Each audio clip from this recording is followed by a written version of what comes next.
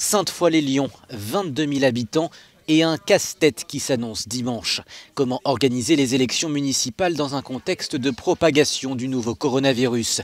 Une situation inédite à laquelle sont confrontés les maires de 35 000 communes en France. Le Premier ministre a émis des recommandations à tous les maires de France. Rendons-nous dans un bureau de vote près de Lyon pour voir ce qui attend les électeurs très précisément dimanche. Branle-bas de combat pour la mairie de Sainte-Foy.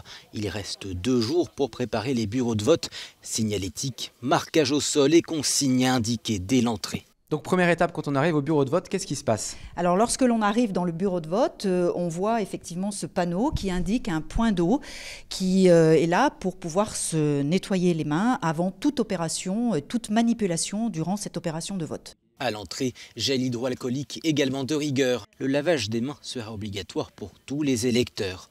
Le ministre de l'Intérieur préconise également un marquage au sol pour maintenir une distance d'1 mètre environ entre les votants et de garder les rideaux des isoloirs ouverts dans la mesure du possible. De strictes mesures jusqu'au moment du vote.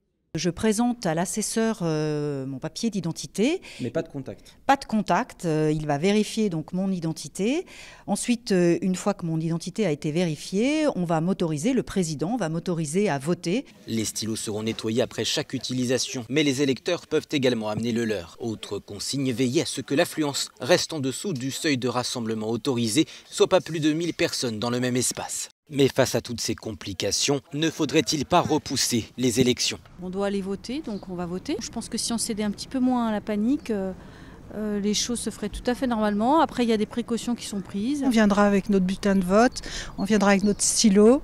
On s'éloignera des gens de 1 mètre et puis voilà. Le coronavirus, menace supplémentaire pour la participation qui avait déjà reculé lors des municipales de 2014. 36% des électeurs avaient boudé les urnes pour d'autres raisons.